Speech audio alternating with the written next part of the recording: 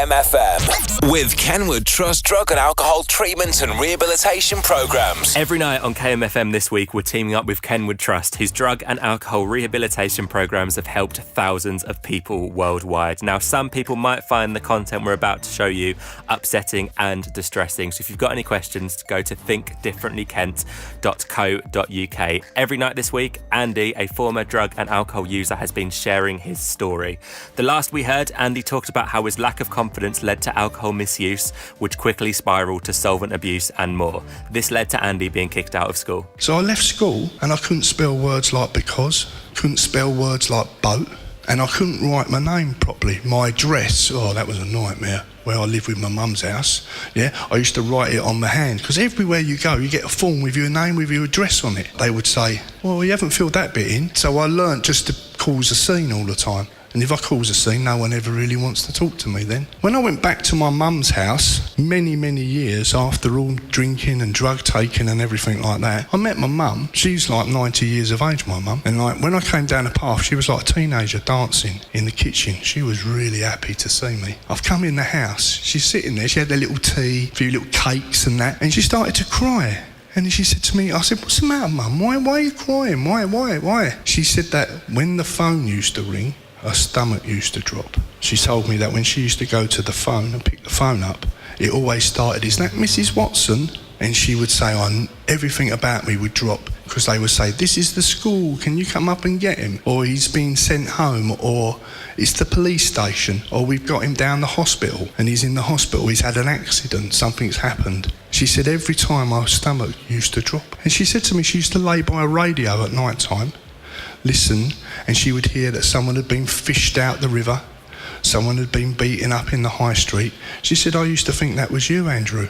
I didn't realise the impact that I was having on my mum. And I always thought my mum was quite brave, because she would come up to school and she would come up the police station, in the hospital. But I didn't realise how much she was going through and what was happening to her until I sat in her kitchen. But I didn't sit in her kitchen until I was about 33 years of age. I'd been missing for about 10 years because I stole money from her. And when I stole money from her, it got to the stage where she said, you've got to go, you can't stay here no more. And she had tears in her eyes when she said, you've got to go. And I can remember giving her the front door key. And when I gave her that front door key, I fell into the land of bed-sit-world, sleeping on people's floors, sleeping round the back of shops, sleeping in places where I really shouldn't have been in. And I was in a state, and I didn't really realise how much of a state I was in. But the only thing that seemed to keep me going was to keep taking drink or drugs, because I didn't think there was a way out of all this. So over a while, as I was away and kind of doing the things that I was doing, I'd wake up around people's houses, and some parents were quite friendly and they'd say, you can come and stay here.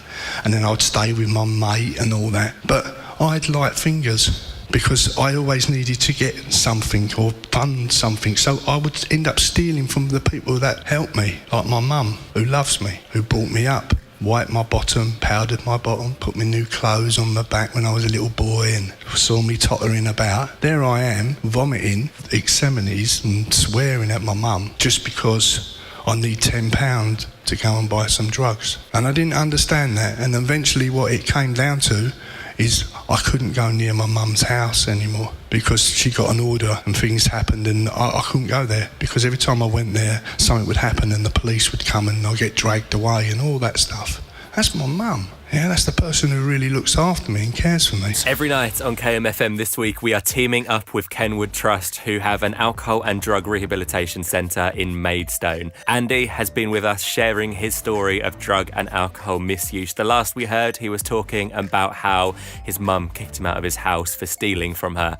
At the end of every Kenward Trust session, we open the floor to questions from students. So when you was younger, what would you have done differently, or what would you have liked to have done? What I would have liked to have done differently more than anything is to treat my mum with the respect that she deserved to be treated. Because I said some quite spiteful things to my mum over periods of time, and really caused her a lot of upset. My brother used to drive around with a crate of beer in his car. I'd ring him up and he would come and he would give me some money and all that. But one day my brother said to me, he said, I can't do it no more.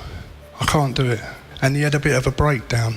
and he ended up having to go and get some help from the hospital and all that kind of stuff, because he just was so desperate for something to change in his brother's life that it made him ill, and it made his wife ill. So really, the most important thing for me was to be able to be back and be reliable and be accountable. If you've been affected by anything that you've heard in tonight's programme, visit thinkdifferentlykent.co.uk. You can catch up with everything that happened earlier over at kmfm.co.uk, and Andy will be back to tell us more about his story tomorrow after 9.